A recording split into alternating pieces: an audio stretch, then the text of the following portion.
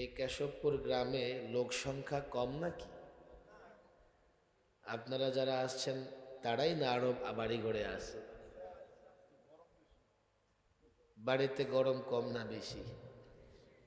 বরং মাঠে একটু গরমটা কম লাগতেছে না? এই যে বাতাস দেখতেছেন তো, তবে আল্লাহ মাফ করুন, এই বাতাসের সঙ্গে কখনো আবার বৃষ্টি চলে আসে। যাই হোক, বাড়িতেও তো গরম আছে, আছে না নাই? এই গরমে কি খাওয়া দাওয়া বন্ধ না চলতেছে? দোকানপাট খুলতেছে না বন্ধ?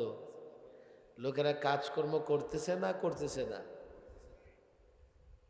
আর যদি 7 লাখ 8 লাখ টাকা খরচ করে মধ্যপ্রাচ্যে পাঠিয়ে দেওয়া হয়, 47 তাপমাত্রার মধ্যে বাঙালি একজন খেজুর বাগানে কাজ করতেছে, আসে না না? আমি নিজে দেখে এসেছি মাজরা। তাপমাত্রায় চেহারা পুড়ে কালো হয়ে গেছে, লো হাওয়া, বাতাস যখন লাগে মনে হয় দম বন্ধ হয়ে যাবে। এমন কষ্ট আমার দেশের যুবকেরা মধ্যপ্রাচ্যে গিয়ে করে না করে না? দিনের বেলায় তাপমাত্রা 38 থাকলেও এখন কিন্তু 35-এর বেশি হবে না। আমাদের এলাকায় তো একটা কথা বলে না, মনে ধরে যারে নায়ে ধরে। মাহফিলে আসার ইচ্ছাই নেই, কিসের তাপমাত্রা? তবে ফাইটা যায় ফাইটা যায়, এই টাইপের কাউকে দাওয়াত দিলে যুবক একজনের ঘাড়ে 3 জন দাঁড়ায় থাকতো। কথা ঠিক না বেঠিক? আমি ওই সমস্ত যুবকদের বলবো, যে যে অবস্থায় আছো দ্রুত আসো, না হলে আল্লাহর কাছে কিন্তু জবাব দিতে পারবা না। মাইকের আওয়াজ যদ্দূর যায় কোনো একটা যুবক ঘরে থাকতে পারবে না। মুরব্বীরা যদি মাজুর হয় ভিন্ন কথা। কেশবপুর তো একটা শক্তিশালী গ্রাম নাকি? আমি তো ছোট্টকালে শুনেছি গ্রামের নাম। কেশবপুরের মানুষ এতটা দুর্বল হতে পারে না যে সামান্য গরমের কাছে পরাজিত হয়ে যাবে। কেশবপুরের মানুষ এতটা দুর্বল হতে পারে না যে গরমের ভয়ে ঘর থেকে বের হবে না। আর আজকের উপলক্ষটা দেখছেন তো আপনারা, একটা মাদ্রাসা উদ্বোধন হচ্ছে এখানে। মাদ্রাসা কি জিনিস আমরা বুঝি না। আমি তো মনে করি খুশিতে এখানে সবাই চলে আসা উচিত। এ মাদ্রাসায় আপনাদের সন্তানেরা পড়াশোনা করবে। মাদ্রাসা প্রতিষ্ঠা হচ্ছে, খুশি না বেজার? যারা আসে নাই তারা খুশি হতে পারে নাই। মাদ্রাসা প্রতিষ্ঠা হওয়া মানে কি জানেন? এই যে দেখছেন বড় বড় বাল্ব জ্বলতেছে, লাইট জ্বলতেছে, জ্বলতেছে কি জ্বলতেছে না? এমন লাইট তৈরির কারখানা। বলবেন হুজুর তাহলে মাদ্রাসা কি লাইট তৈরি হবে? আসল লাইট, আসল লাইট, হেদায়েতের লাইট, আলো যদি কারো ভিতরে না থাকে, দুনিয়ার এত আলো যতই জ্বালায়া দেন, মরবে তো অন্ধকারে থাকবে, সাপ বিচ্ছু কামড়াবে। আজকে আমি আসার সময় হঠাৎ সামাজিক যোগাযোগ মাধ্যমে একটা ভিডিও আমার সামনে চলে আসছে। কি জানেন? কিছু লোক কবর খনন করতেছে, খনন করতে করতে হঠাৎ ভিতর থেকে বিশাল এক সাপ বেরোয় আসছে। অন্ধকার কবরে যাবেন, সাপ বিচ্ছু লুকায় থাকবে, দংশন করবে, কাটতে থাকবে। আলো দরকার। এই মাদ্রাসাগুলো থেকে বাল্ব, অরিজিনাল বাল্ব, যে বাল্ব থাকলে, লাইট থাকলে দিনের পথে চলা যায়। আপনি বাজার থেকে যদি একটা লাইট কিনে আনেন, ফিউজ হয়ে গেলে আর একটা লাইট আবার গিয়ে কিনে আনতে হবে। আপনি যদি লাইটের ফ্যাক্টরি দিয়ে দেন, 2-4-10টা ফিউজ হলেও প্রতিদিন আপনার টেনশন থাকবে না। কোন লাইট তৈরি হয়? এখান থেকে আলেম তৈরি হবে, হাফেজ তৈরি হবে। এ রাস্তায় যদি একটা লাইট লাগিয়ে দেওয়া হয়, যত অন্ধকারই হোক পথিকের জন্য চলাচল কষ্ট হবে না। কোনো এলাকায় যদি একজন আলেম থাকে, ওই এলাকার লোকেরা যত ফিতনার সময়ই হোক না কেন, ওই এলাকার লোকদের দ্বীনের পথে চলতে কোনো কষ্ট হবে না। আজকাল অনেক দল আছে, দ্বীনের নাম নেয়, ইসলামের নাম নেয়, কিন্তু ভণ্ড নষ্ট আছে না নাই? ওদের জন্য বড় আফসুস হয়। এত কষ্ট করে তারা দ্বীনের মেহনত করে, কাজ করে, অথচ এগুলো রাসূলুল্লাহর সুন্নাহ অনুযায়ী না হওয়ার কারণে কোনো ধরনের প্রতিদান তারা আল্লাহর কাছ থেকে পাবে না। মাদ্রাসা হচ্ছে মানে অরিজিনাল লাইট, এখানে হাফেজে কোরআন হবে, আপনার ছেলে কোরআন শিখবে, আপনার মেয়ে কোরআন শিখবে। অথচ দেখেন এই মাদ্রাসার মাহফিল এলাকার লোকেরা স্বতঃস্ফূর্তভাবে আসে নাই। অনেক লোকজন আছে, আমি জানি কেশবপুরে কত ভোটারের সংখ্যা, কত 1800। এর মানে এর মধ্যে তো কমপক্ষে 900 পুরুষ আছে। তাহলে 900 পুরুষ থাকলে 13, 14, 15 বছরের বাচ্চা 900-র কম হবে না। ঘরে বসে আছে মানুষ, হেদায়েতের পথ অনুসন্ধান করে না। মাওলানা মুফতি শফি সাহেব লিখেছেন, একজন ডাক্তার দেখাবে তো 6 জনকে জিজ্ঞেস করে, ভাই আমার এই সমস্যা, ডাক্তার দেখাতে চাই, কোন ডাক্তার দেখালে ভালো হবে? জিজ্ঞেস করি কি করি না?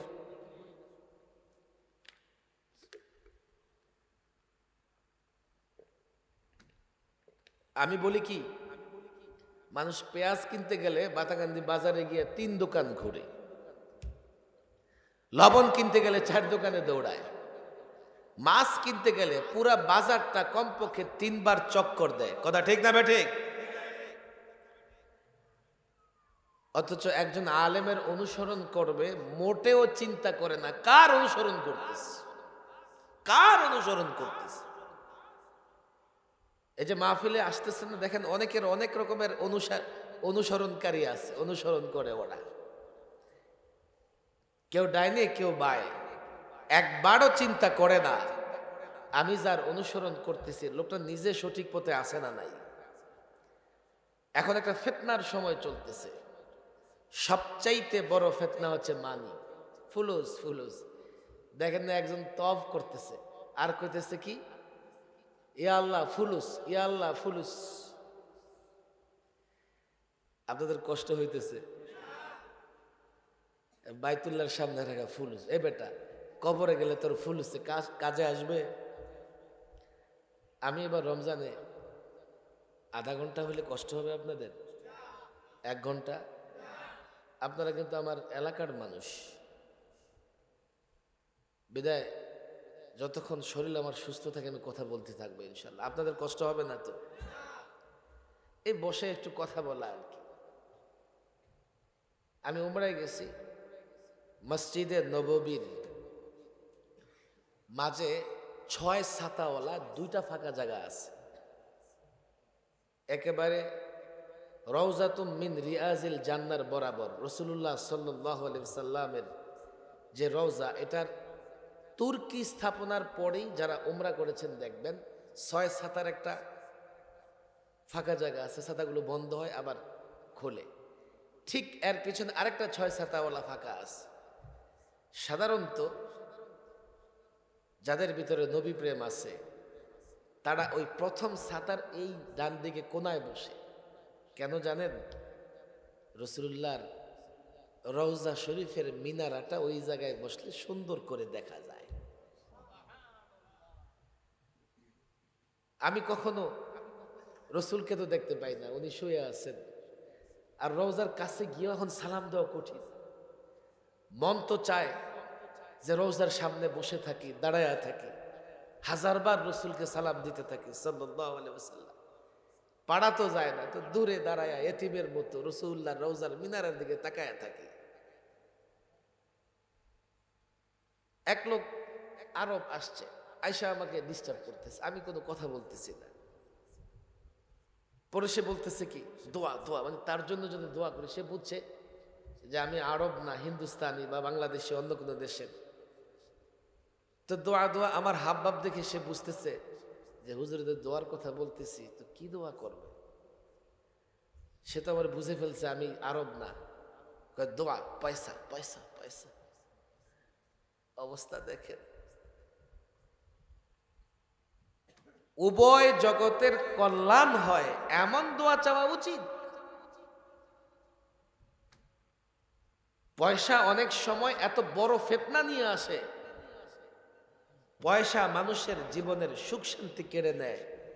সবাই পয়সা দিয়ে সুখে থাকতে পারে, বরং পয়সা যত আসে অশান্তিও তত আসে। আল্লামা মুফতি আমিন রাহিমাহুল্লাহ, নাম শুনছেন তো আপনারা? একটা গল্প শোনাইতেন। এক বড় লোক, ঘুম আসতেছে না, তো বিল্ডিং থেকে নেমে এই যে বাড়ির সামনে রাস্তা দিয়ে পায়চারি করতেছে, হাঁটতেছে। হঠাৎ দেখে দূরে ফুটপাতে একজন মানুষ শুয়ে আছে। দিছে ধমক, কিন্তু বেচারা সারাদিন কষ্ট করছে, ওরা ঘুম ভাঙে না। আবার ধমক দিচ্ছে, বড় লোক তো একটু গরম আছে না, পয়সার গরম। 2-3 বার ধমক দেওয়ার পরে লাফ দিয়ে উঠছে, হেই কে আপনি, কে? আমি কে? এখানে শুয়েছিস কেন? কোথায় শুবো, বাড়িঘর নাই। আচ্ছা বাড়িঘর নাই, তো ঠিক আছে এখানেই থাক, তবে ফুটপাতে একেবারে খালি, বিছানা নাই, বিছানাও নাই, বালিশও নাই, ইট মাথায় দিয়ে শুয়ে আছিস কেন? বিছানা বালিশ কেনার মতো পয়সা নাই। সঙ্গে সঙ্গে বড় লোক পকেট থেকে বের করে 500 টাকা দিছে, যা থাকবি এখানে, কালকে একটা বালিশ আর একটা বিছানা কিনে নিয়ে আসবি। চলে গেছে। নিয়মিত বড় লোকদের ঔষধ খাওয়া তো দেখেন নাই, মোষ্টি বড় ঔষধ খায়, মনে হবে যে খাবার খায়। কি হবে? নানা রকমের সমস্যা, হার্টের সমস্যা, ডায়াবেটিসের সমস্যা, এই সমস্যা, প্রেশারের সমস্যা, ঠান্ডার সমস্যা, সমস্যাই সমস্যা। মুষ্টি ভরে ওষুধ না খেলে সকাল হতে হতে দুপুর বেলায় বিছনায় পড়ে যায়, এমন রোগী আছে না নাই? চলে গেছে, পরদিন আবার নামছে, নেমে দেখে ওই লোকটা আবার শুয়ে আছে। আজকে কাছে যাইতেই লাফ দিয়ে উঠছে, চিৎকারও করা লাগে নাই। কিরে আজকে ডাক দিলাম না, লাফ দিয়ে উঠছিস, ঘুমাস নাই? কনা ঘুম আসে না। আচ্ছা তোদের কালকে টাকা দিলাম, বিছানা কই, বালিশ কই? কইছে টাকা আছে। তো ঠিক আছে, তো ঘুম আসে না কেন? কইছে এই যে লঙ্গির মধ্যে 500 টাকা গুজে রাখছি, গ্রাম দেশের মানুষ রাখে না, তো যখনই চোখটা বন্ধ হওয়ার উপক্রম হয়, মনে হয় কে যেন টাকাটা নিয়ে গেল, আবার চোখ খুলে ফেলি। টেনশন টেনশন, কই বুঝে এসে গেছে। 500 টাকার টেনশনে তুই ঘুমাইতে পারস না, আমি 500 কোটি টাকার টেনশনে কেমনে ঘুমাবো? বড় লোক ঘর থেকে বের হতে পারে না, সিকিউরিটি প্রবলেম। কোন দিকে ছিনতাইকারী ধরে, কোন দিকে কে ধরে, সম্পদ এদিকে গোডাউন, এদিকে এই সেই, কোথায় আগুন লেগে যায়, কোথায় চুরি হয়ে যায়, ম্যানেজার চুরি করে, কর্মচারী চুরি করে, চাঁদা দেওয়া লাগে, এই করা লাগে, ওই করা লাগে। সম্পদ একা আসে না, টেনশন সহ আসে। কথা ঠিক না বে ঠিক? কত সুন্দর দো আল্লাহ তাবারক ওয়া তাআলা আমাদের শিখাইয়া দিছে। দুনিয়া যদি আসে একা আসে না, এই জন্য দুনিয়া আখিরাতের কল্যাণ চাও, পয়সা কেন চাও? এই পয়সা চানেওয়ালা অনেক লম্বা ঘটনা, আমি সেদিকে যাব না। দেখেন আমি যে মূল কথাটা বলছিলাম, যেই বিষয়গুলো আজকাল আমাদের জন্য খুবই দরকার, আমাদের যুবকরাও বুঝে না। মরিচিকা মরিচিকা, ওই মনে করে ওখানে গেলে আনন্দ আর শান্তি পাওয়া যাবে। ইসলামের পথ ছাড়া সুন্নাহর পথ ছাড়া অন্য কোনো পথে মুসলমানরা শান্তি পেতে পারে। কত কথা দেখেন, একটার পর একটা কথা মনে আসতেছে সারাদিন। আজকে আমি বড় দুশ্চিন্তায় ছিলাম। আপনারা পত্রপত্রিকা দেখেছেন না? ফরিদপুরের মধুখালীতে দুজন শ্রমিকরে মন্দিরে আগুন দিয়েছে এই সন্দেহে পিটিয়ে হত্যা করে ফেলেছে। দুজন তো মারা গেছে, আরো 5 জন না 7 জন মুমূর্ষু অবস্থায় আছে। বলবেন হুজুর কি চিন্তা করেছেন? আমি চিন্তা করেছি, দেখেন এদেশে পরিকল্পিতভাবে সাম্প্রদায়িক দাঙ্গা, ধর্মে ধর্মে দাঙ্গা লাগানোর একটা গভীর ষড়যন্ত্র হইতেছে। আমি জানি না আপনাদেরকে বুঝাতে পারবো কিনা। লম্বা সময় আমরা দেখেছি অমুকে অমুক জায়গা থেকে রাসূলুল্লাহর অবমাননা কর, কার্টুন আঁকে, রাসূলুল্লাহর বিরুদ্ধে কটূক্তি করে। ভোলার ঘটনা আপনাদের মনে আছে? ভোলায় আল্লাহর নবী মুহাম্মদ সাল্লাল্লাহু আলাইহি সাল্লামকে নিয়ে ফেসবুকে কটূক্তি করেছে।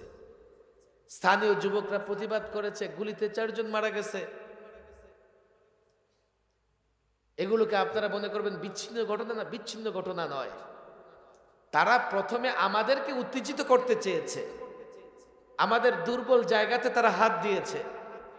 তারা মনে করেছে এ মুসলমান আর যাই হোক রাসূলুল্লাহকে অবমাননা করলে মুসলমান বরদাস্ত করবে না। যদি অন্য ধর্মের লোক দিয়ে আল্লাহর নবীর অবমাননা করিয়ে সাম্প্রদায়িক দাঙ্গা সৃষ্টি করানো যায় তাহলে ঘোলা পানিতে মাছ শিকার করা সহজ হবে। তারা এইভাবে চেষ্টা করেছে। এখন দেখেন তাদের চেষ্টা করাটা কতটা উগ্র হয়েছে। এখন তারা মুসলমান পিটিয়ে মেরে তারা মনে করতেছে দাঙ্গা কি করে লাগানো যায়। যদি দাঙ্গা লাগে তো বাংলাদেশে হস্তক্ষেপ করা তাদের জন্য সহজ হবে। আজকে ভারতের মুসলমানেরা কষ্টে আছে, ভারতের মুসলমানেরা হুমকির মুখে আছে। বাংলাদেশের মুসলমানদের হুমকির মুখে ফেলবার জন্যে পরিকল্পিতভাবে এই ধরনের ঘটনা ঘটানো হচ্ছে। আমি তো দেখছি আমরা দুর্বল, আমরা বাংলাদেশ একটা নিরীহ রাষ্ট্র, আমাদেরকে যে ষড়যন্ত্রে ফালানো হচ্ছে আমরা তো এই ষড়যন্ত্র বরদাস্ত করতে পারবো না, আমরা এই দেশটাকেও বাঁচাতে পারবো না। এই জন্যে দুঃখ লাগে, কষ্ট লাগে, নিজেও ব্যথা সহ্য করতে পারি না, জাতিকেও বুঝাতে পারি না, জাতির যুবকদের বুঝাতে পারি না। কি করে এই ফিতনা তোমরা মোকাবেলা করবে? বলবে হুজুর মোকাবেলা করবার দরকার কি? ফ্রিতে হিন্দি সিনেমা দেখবো, দেশটা যদি তাদের হয়ে যায়। ফ্রিতে দেখবা, মায়ের ইজ্জত বাঁচাতে পারবা না, বোনের ইজ্জত বাঁচাতে পারবা না। বলবা হুজুর আপনারা একটু বাড়াবাড়ি করেন। না, বাড়াবাড়ি করি না। আরাকানের দিকে তাকাও, রোহিঙ্গা মুসলমানদের দিকে তাকাও, রোহিঙ্গা যুবকদের দিকে তাকাও। আমি রোহিঙ্গা যুবকদের সঙ্গে কথা বলেছি, বারবার কথা বলেছি। রোহিঙ্গারা যখন আরাকান ছেড়ে ওই কক্সবাজার এরিয়ায় এসে আশ্রয় নেয়, বারবার তাদের কথা বলেছি। আমি যখন রোহিঙ্গা যুবকদের সঙ্গে কথা বলেছি, যেই আমার সঙ্গে কথা বলেছে চোখের পানি ছেড়ে দিয়ে হাউমাউ করে কেঁদেছে। একটা কথাই বলেছে, হুজুর আমি তো যুবক, কোনো ক্রমে আরাকান থেকে পালিয়ে এসেছি, কিন্তু আমি আমার মা বোনের ইজ্জত হেফাজত করতে পারি নাই। 6 মাসের বাচ্চার বুক চিরে কলিজা বের করেছে তারা।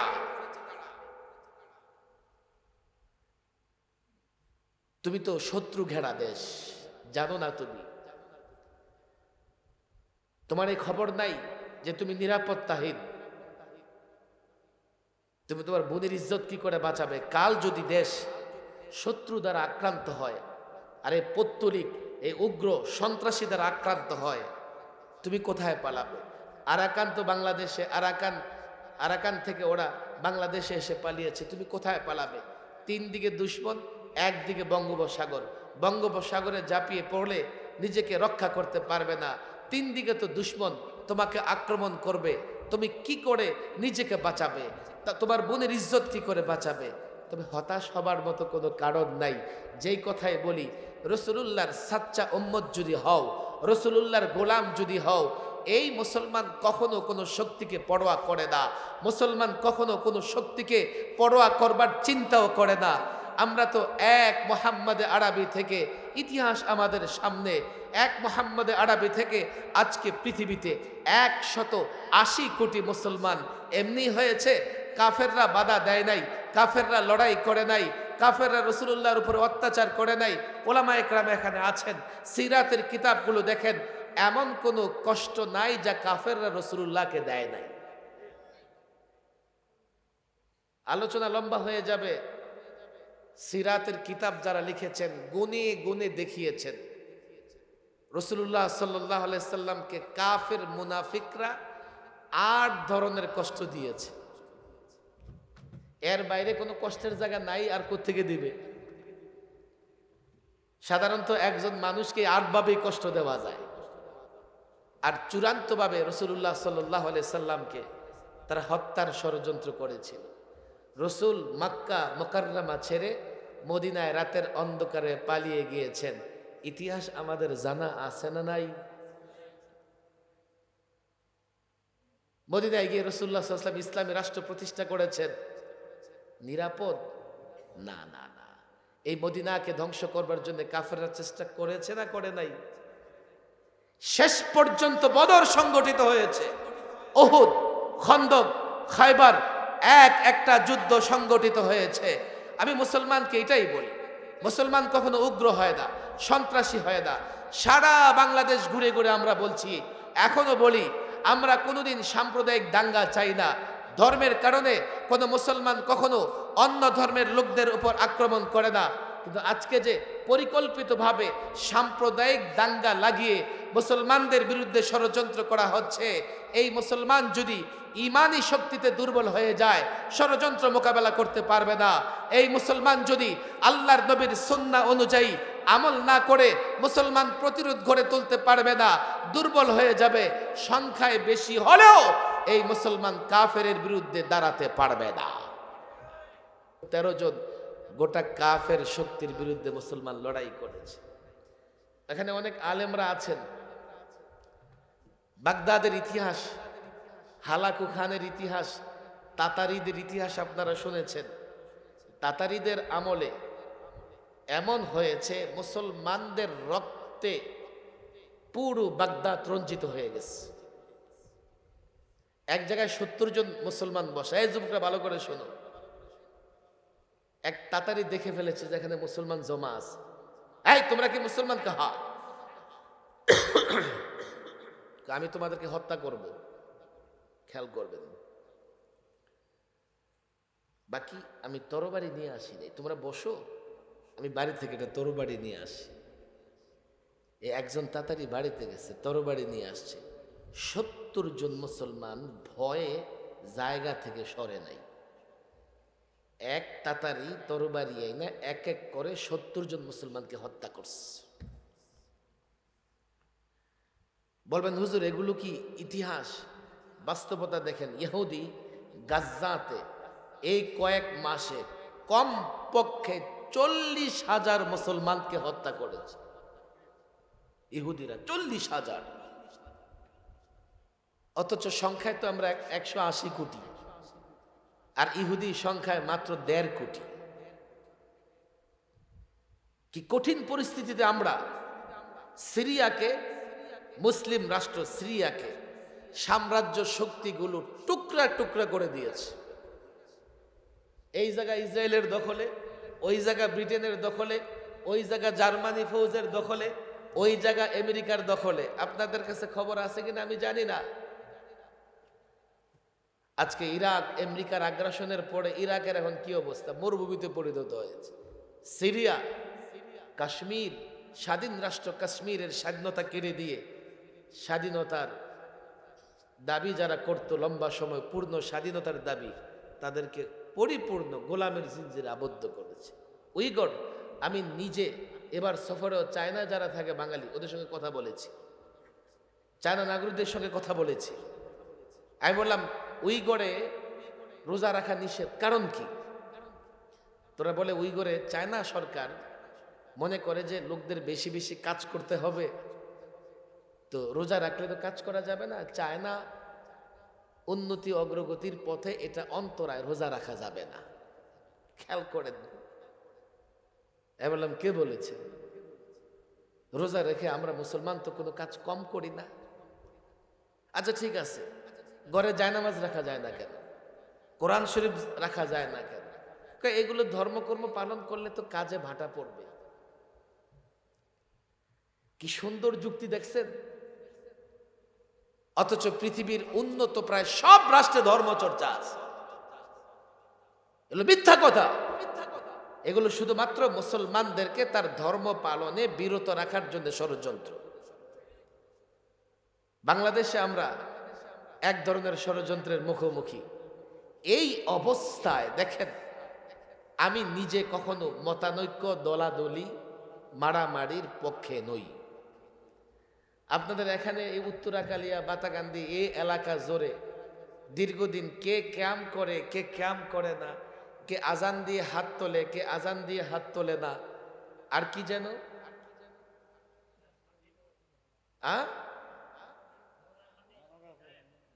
আচ্ছা, এই নিয়ে লম্বা সময় ঝগড়া ছিল কি ছিল না?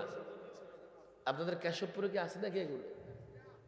কেশবপুরে তো নাই, মাশাআল্লাহ। আছে না? মানে ঝগড়াঝাটি আছে নাকি? ঝগড়াঝাটি তো নাই। এইসব নিয়ে ঝগড়াঝাটি করার কোনো সুযোগ আছে? আপনারা ঝগড়াঝাটি করবেন না। আমি প্রায় বলি, ওলামাদের বলি, দেখেন এগুলো এমন জিনিস, যারা মনে করেন আজানের পরে হাত তোলে, মুনাজাত করে, দোয়া করে, ওরাও কিন্তু এটাকে ফরজ বলে না, ওয়াজিবও বলে না, সুন্নতে মুআক্কাদাও বলে না, বরজোর বলে যে দোয়ার আদব কিংবা মুস্তাহাব। যে দাঁড়িয়ে দুরুদ পড়ে, মিলাদ পড়ে, দুরুদ পড়ে, সে কিন্তু আবার নামাজে বসে বসেও দুরুদ শরীফ পড়ে। পড়ে কি পড়ে না? তাহলে বোঝা গেল দুরুদ শরীফ দাঁড়িয়েও পড়া যায়। পড়া যায় কি যায় না? বসে পড়া যায়। আমি রাত্রে ঘুমাইতে গেলাম, শুয়ে শুয়ে পড়তে পারবো কিনা? আচ্ছা, চলতে চলতে পড়তে পারবো কিনা? যে কোনোভাবেই তো দুরুদ শরীফ পড়া যায়। তাহলে যে কোনোভাবে যেহেতু দুরুদ শরীফ পড়া যায়, তোমার মন চাইলে তুমি সারাদিন দাঁড়ায় পড়ো, আমি বসে পড়বো, সে শুয়ে পড়বে, সে চলতে চলতে পড়বে। এগুলো নিয়ে মারামারি করা জায়েজ হবে? মারামারি করা হারাম। আরে মুস্তাহাব বিষয় দিয়ে মারামারি করে। আজান দিয়ে আপনার হাত তুলে দোয়া করতে মন চায়। আমি কি বলি শোনেন। বাংলাদেশের এক মুরব্বী আল্লামা শামসুল হক ফরিদপুর রহিমাহুল্লাহ, আমি জানি না এই প্রজন্মের যুবকরা নাম শুনেছে কিনা, বাংলাদেশের যত রাজনীতিবিদ আছে একেবারে বঙ্গবন্ধু থেকে শুরু করে সব ওনার কাছে গিয়ে বসে থাকত। এই প্রজন্মের লোকেরা জানবে না। আল্লামা শামসুল হক ফরিদপুরি মূলত তখন বৃহত্তর ফরিদপুর, এখন গোপালগঞ্জের গওহরডাঙ্গা যে মাদ্রাসা, কি টঙ্গিবাড়িতে, বাংলাদেশের একজন প্রবীণ আলেম দ্বীন হুজুর এই বিষয়ে একটা রাজনৈতিক সমাধানের মতো দিয়ে গেছেন। রে ভাই, আজানের পরে আমরা দোয়া পড়ার সময় যে হাত তুলি, সব দোয়া পড়ার সময় কি আমরা হাত তুলি? তাহলে বোঝা গেল দোয়ার সময় হাত তোলাও যায়, নাও তোলা যায়। খাওয়ার আগে দোয়া পড়ি কি পড়ি না? হাত তুলি। খাওয়ার পরে দোয়া পড়ি কি পড়ি না? আচ্ছা, মসজিদে প্রবেশের সময় দোয়া পড়ি কি পড়ি না? মসজিদ থেকে বের হওয়ার সময় দোয়া পড়ি কি পড়ি না? ঘুমাতে যাওয়ার আগে দোয়া পড়ি কি পড়ি না? ঘুম থেকে উঠে দোয়া পড়ি কি পড়ি না? কেউ বললেন যে হুজুর আমার জন্য দোয়া করেন, তার জন্য দোয়া করে দেই, সেখানে হাত তুলি কি তুলি না? তুলি না। তাহলে বোঝা গেল দোয়ায় হাত তোলা আদব, কিন্তু আমরা সব জায়গায় হাত তুলি না। তোমার যদি কোথাও তুলতে মন চায় তুমি তোলো, যে না তোলে তাকে তিরস্কার কেন করো? এটা তো তুমিও জরুরি মনে করো না। এই সামান্য সামান্য বিষয় দিয়া আমাদের ভিতরে মতানৈক্য সৃষ্টিকারী মিস্টার ইবলিস। ইবলিসের একটা ঘটনা মনে পড়ে গেছে, বলবো আপনাদেরকে। একবার ইবলিস দেখলো যে দুই গ্রামের মধ্যে সম্পর্ক খুব ভালো। ইবলিস কয়, এটা তো এই সম্পর্ক তো ভালো থাকতে দেওয়া যায় না, এই দুই গ্রামের মধ্যে মারামারি লাগাইতে হবে। এই কে আসোস? চালাচা মুন্ডাদের বলতেছে, একজন দাঁড়াই গেছে, আমি পারব। পারবি? কজাই দুই গ্রামে মারামারি লাগাই দে। দৌড়ে গেছে বাতাগান্ধী বাজারে। আপনাদের পাশেই তো বাতাগান্ধী বাজার। গিয়ে আগে বাতাগান্ধী বাজারটা মনে হয় আগে আরো বড় ছিল, নাকি এখন বড়? গুড়ের দোকানগুলো বসে না লম্বা করে, রাস্তায় বসে তো। ইবলিস গিয়ে এক গুড়ের দোকানে হাত ঢুকাই দিচ্ছে। আপনি দেখছেন, এটা একটা এক্সাম্পল। মাশাআল্লাহ। আঙ্গুল ঢুকাইয়া বের হওয়ার সময় মনে করেন আকালিয়া আর কেশবপুরের লোকজন যে রাস্তা দিয়ে যাতায়াত করে এটা গাছের মধ্যে লাগাই দিচ্ছে। আচ্ছা, লাগাই দেওয়ার পরে গুড় যেখানে পিঁপড়া সেখানে। কিছু পিঁপড়া আসছে গুড় খাইতে, পিঁপড়া যেখানে টিকটিকি সেখানে। কিছু টিকটিকি গেছে পিঁপড়া খাইতে। বিড়াল মনে করছে মনে হয় এটা ইঁদুর। কেন? দুই টিকটিকি মারামারি করে নিচে পড়ছে। বিড়াল মনে করছে এখানে খচখচ করতেছে ইঁদুর, লাফ দিয়া গিয়া টিকটিকিটা কামড় দিয়া নিয়ে দিছে দৌড়। দূর থেকে দেখতেছে মিস্টার কুকুর। সে কয় বিড়ালটা না জানি কি নিয়ে পালাইতেছে। দৌড়ে গিয়া বিড়ালের ঘাড়ে দিছে কামড়, বিড়াল গেছে মারা। দুর্বল বিড়াল। বিড়ালের মালিক আসছে, কিরে আমার বিড়ালটা মেরে ফেলছে। লাঠি একটা নিয়ে পিঠে কুকুর মেরে ফেলছে। কুকুরের মালিক দৌড়ে আসছে, কিরে কুকুর বুঝে না, তুই বুঝোস, তুই আমার কুকুরের মারলি। দিছে ওর মাথায় বাড়ি। ওই দিছে চিল্লান, আরে আমার গেতি গোষ্ঠী কি আসো, দ্রুত আসো, আমার তো মেরে ফেললো আত্মীয় স্বজন গ্রামবাসী। আর সেও দিছে পরে চিল্লান তার গ্রামবাসী। দুই গ্রামে মারামারি, 10 জন নিহত, 10 জন আহত। হয় কি হয় না? আমি জানি না এদিকে হয় কিনা, তবে ওদিকে হয়। নরসিংদী, রায়পুর, ব্রাহ্মণবাড়িয়া, সরাইল, নাসিরনগর, হবিগঞ্জ মারামারি দেখলে মনে হয় মারামারি শেষ হওয়ার পরে আপনি যায়েন, চলতে সময় যায়েন না। মনে হবে কোনো টর্নেডো আসছিল।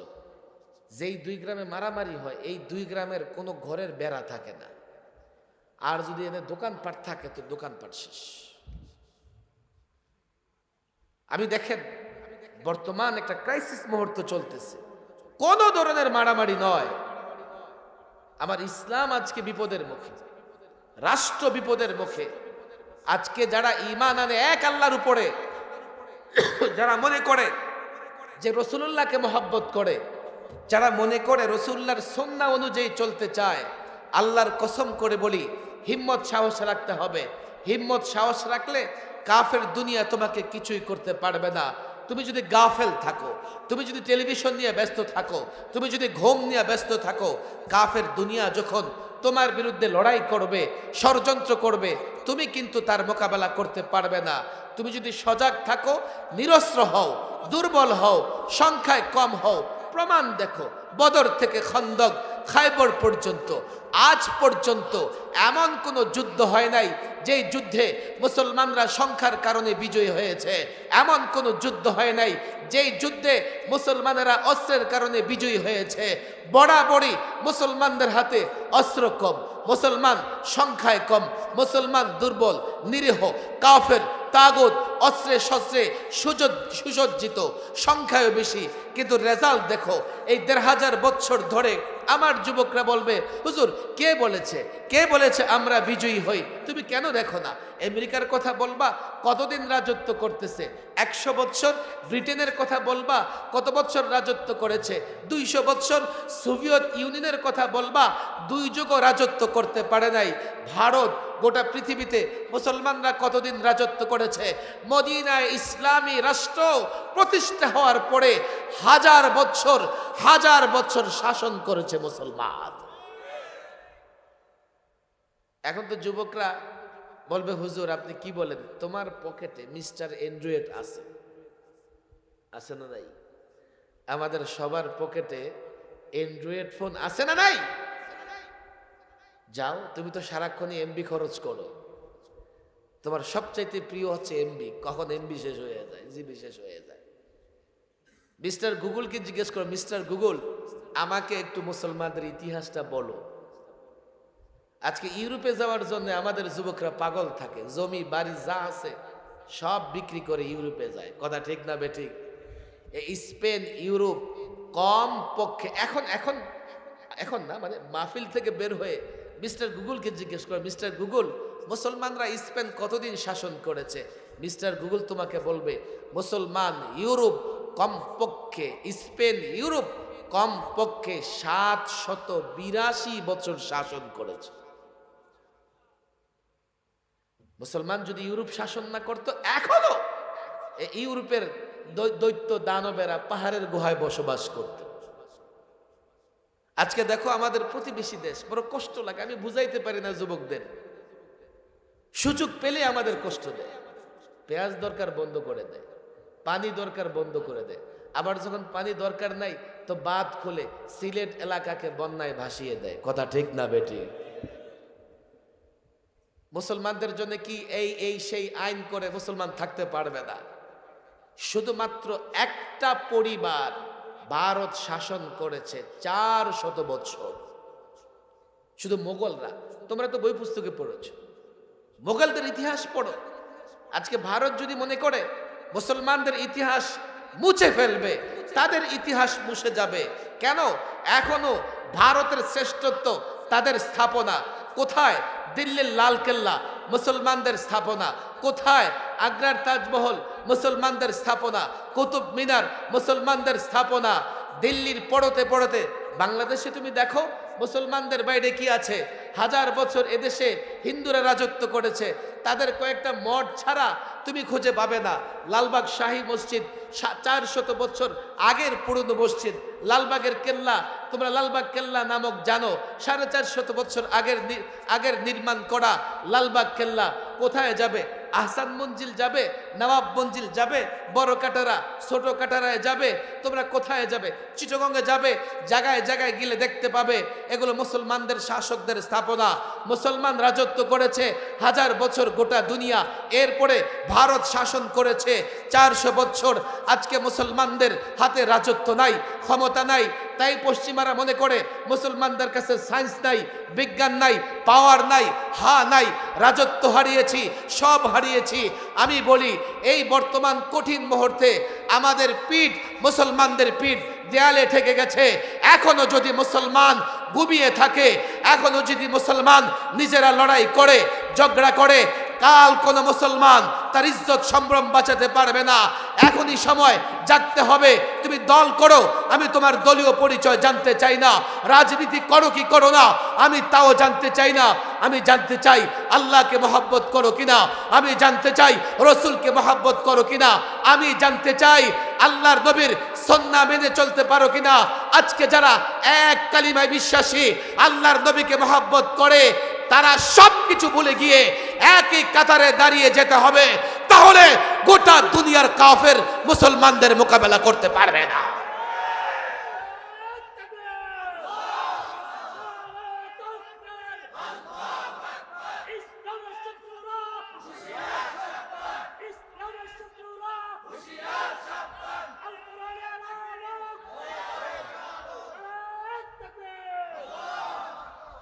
আমি আলেম ওলামাদের কাছে অনুরোধ করি, এই জনতাকে আল্লাহর রসুলের মহব্বতের ব্যানারে এক করেন। বলবে হুজুর আপনারা তো রসুলকে মহব্বতই করেন না। কে বলেছে? রসুলুল্লাহর মহব্বত প্রকাশ করার জন্যে কোনোদিন যদি কলিজা কেটে দেওয়ার সুযোগ হয়, সবার আগে আমরাই কলিজা কেটে দেব ইনশাআল্লাহ। বলবেন হুজুর এগুলো চাপা চাপা। আমাকে বলেন দেখি, বাংলাদেশে যখনই রসুলুল্লাহর ইজ্জত নিয়ে কেউ ছিনিমিনি খেলেছে, মাদারেসে কওমিয়া আলেম ওলামারা কোনোদিন চুপ থেকেছে? আমার ইতিহাসে বাদই দিলাম, আমি তো কদিন পর পরই আমি মেহমান হয়ে যাই। মাশাআল্লাহ মেহমানদারিও খুব জবরদস্ত করে। একবার 11তে লম্বা সময় মেহমান, এরপরে 13-14 মেহমান, এবার 21, 22, 23-এর একটা অংশ আমি মেহমান ছিলাম, জানেন তো আপনারা। জবরদস্ত মেহমান, একেবারে সরিষার তেল থেকে শুরু করে সাবান পর্যন্ত ফ্রি, খাবার দাবার তো ফ্রি। সপ্তাহে একদিন ডাক্তার আসে চেক করতে, না গেলে রাগ করে, হুজুর আপনি বডি চেক করান, প্রেশার মাপান, ডায়াবেটিস চেক করেন। বললাম লাগবে না, হুজুর লাগবে। অবস্থা দেখছেন? এখানে অসুস্থ হয়ে ঘরে পড়ে থাকেন, কেউ খবরও নিবে না। আমি সুস্থ মানুষ, আবার সপ্তাহে আসে 2 বার চেক করতে, ট্রিটমেন্ট ফ্রি। কত সুন্দর মেহমানদারি না? একটু কষ্ট তো হয়, কষ্ট আছে, তবে অর্জনও আছে। কষ্ট আছে, অর্জনও আছে।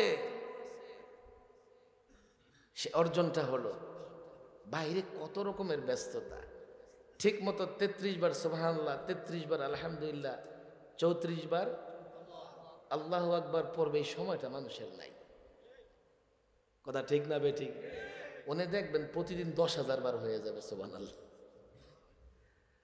10,000 বার। বাহিরে 5 ওয়াক্ত নামাজ পড়ার টাইম নেই, ওয়াজে আসার টাইম নেই। উনি দেখবেন 5 ওয়াক্ত নামাজ, আবার সকাল বিকাল তাহাজ্জুদ, রাতের বেলা তাহাজ্জুদ, এরপরে কি আছে আওয়াবিন টাওয়াবিন, কত মজার জিনিস। কষ্ট আছে, মজাও আছে, ভয়ের কোনো কারণ নাই। এমনিতেই ভয় পেয়ে লোকেরা ইমান সহ বিক্রি করে দিয়ে আসে। এটা আমি এই জন্যই বলছি, অপরাধ কি? কোনো অপরাধ নাই,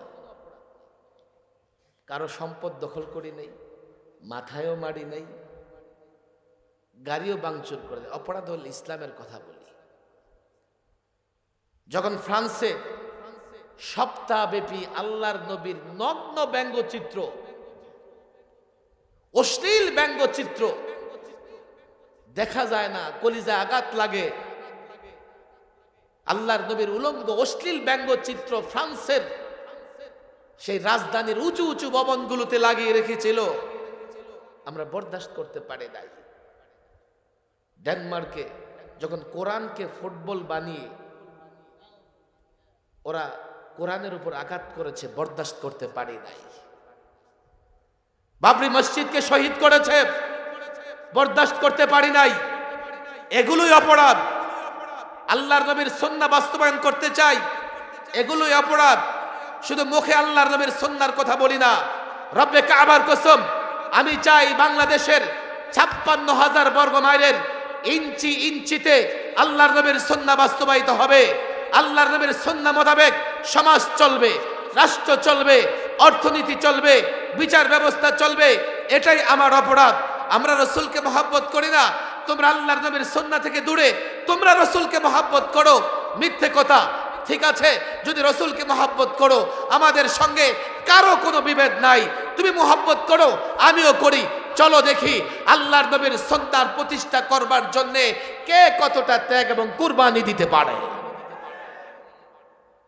বৃক্ষতর নাম কি, ফলে পরিচয়।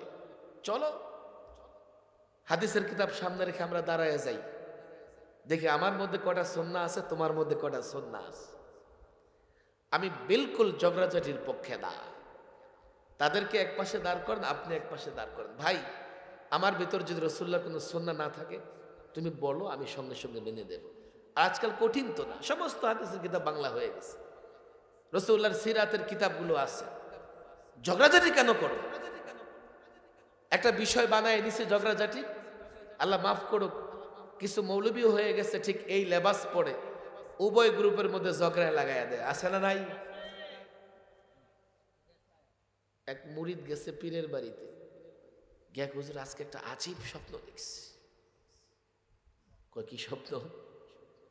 হুজুর দেখছি আমার আঙ্গুলে নাপাক পায়খানা, আর আপনার আঙ্গুলে ঘি। পীর কয় তুই দুনিয়াদার, তোর আঙ্গুলে তো পায়খানা থাকবেই। আর আমি পীর সাহেব, আমার আঙ্গুলে তো ঘি থাকবেই। হুজুর স্বপ্নটা শেষ হয় নাই। স্বপ্নটা কি? দেখতেছি যে আমি আপনার আঙ্গুল চাটতেছি আর আপনি আমার আঙ্গুল চাটতেছেন। আসল স্বপ্ন এটা। ভাই বিভেদ নয়, মুসলমানদের মধ্যে বিভেদ নয়, হাতে পায়ে ধরে বলি, বিভেদ নয়। কে বলেছে ছোটখাটো বিষয় নিয়ে ঝগড়া করতে? ইসলাম চলে যাচ্ছে, দেশ চলে যাচ্ছে। এই ধরনের মৌলবীরা এসে, আমি নিজে সাক্ষী, আমার বয়স মনে কত হবে, 6 থেকে 7 হবে। এই যে আপনাদের উত্তর আকালি একটা আগে মাহফিল হইতো বড়, ঢাকা থেকে এক ব্যক্তি আসতো, তাওরাত ইনজিল জাবুরের হাফেজ। নাম বলছেন কেন রে ভাই? না, নাম তো জিজ্ঞেস করি নাই। তাহলে এই বুড়া বয়সে ওইদিক যায় না, খবর আছে।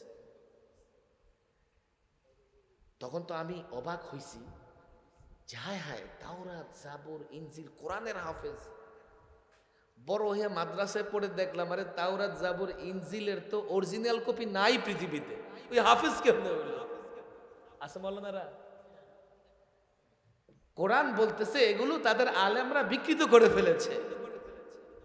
তাহলে সে বিকৃত জিনিসের হাফেজ এসে এসে ফতোয়া দিয়ে যাইতো, খবরদার ওরা হবে, ওদের কাছে যায়েন না, ওদের সঙ্গে আত্মীয়তা করেন না। আছে না নাই? আপনার কষ্ট হইতেছে? দেখেন কেন আমাদের ওহাবি বলা হয় জানেন?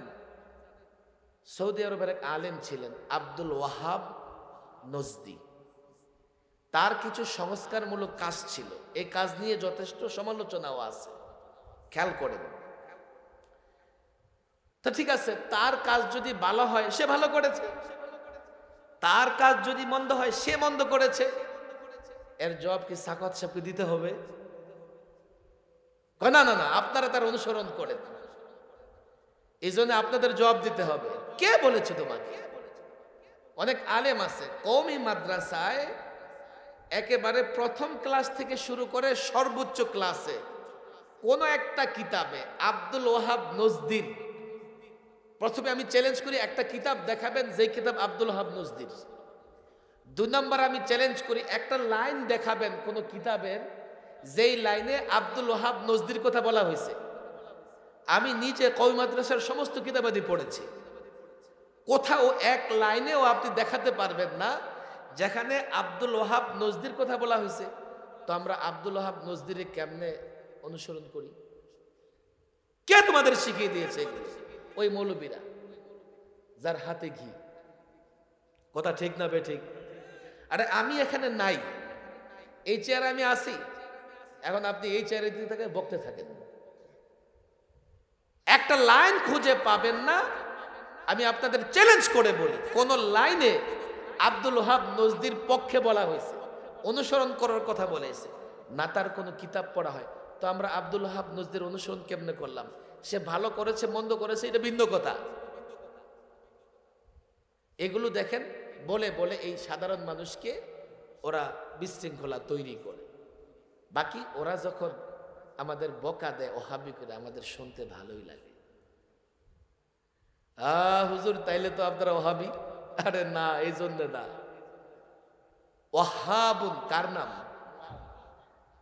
কিছু ভাইরাল বক্তাও আছে আমাদেরকে তিরস্কার করে এগুলা নিয়ে। আপনাদের কজনকে বুঝাইতে পারলে যথেষ্ট। ওহাবিয়ুন শেষে ইয়ায়ে নিসবতি আছে। ওহাবিয়ুন মানে ওহাবওয়ালা, ওহাব মানে আল্লাহ, তাহলে আল্লাহ ওয়ালা।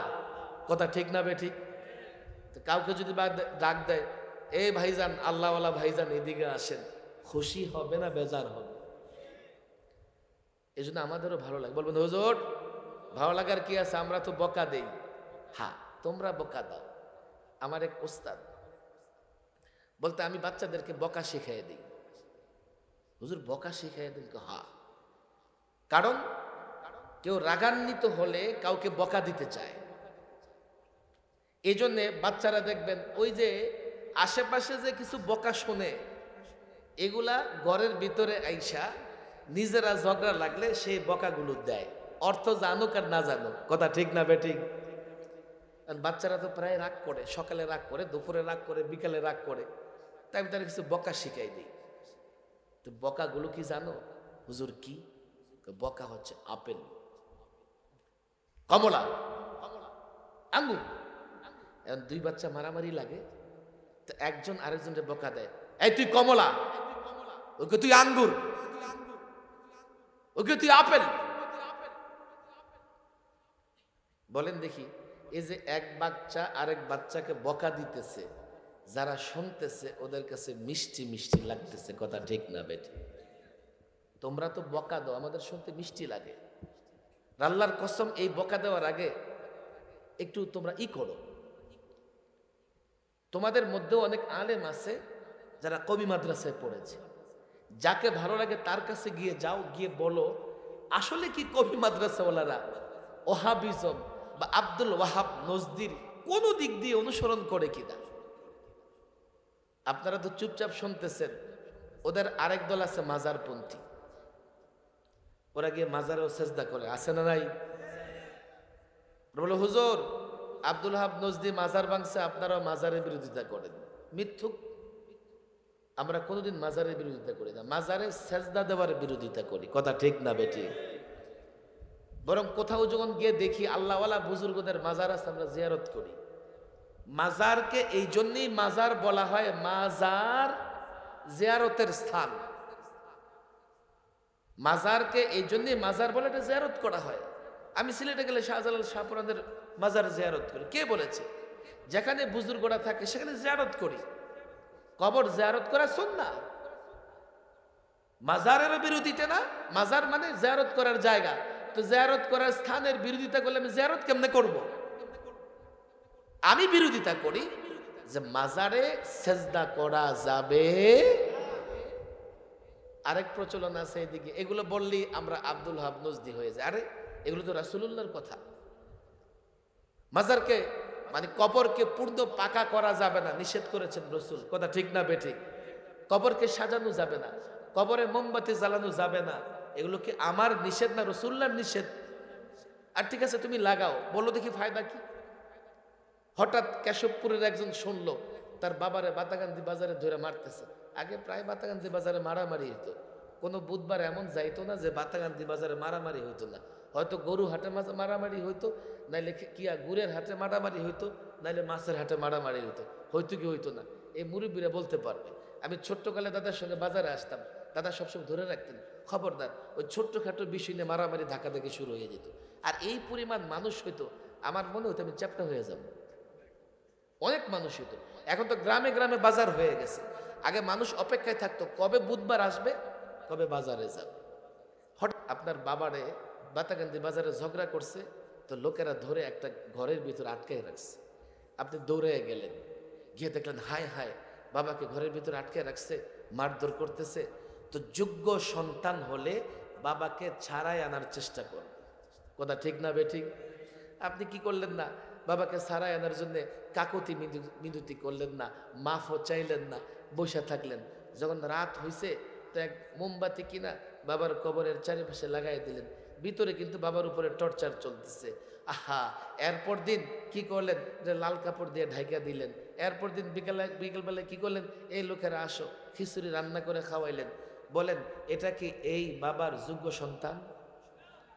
তোমার বাবা কবরে গেছে, তোমার যে দোয়া করো, মানুষ তো গুনাহমুক্ত না, তওবা করো, ইস্তেগফার করো।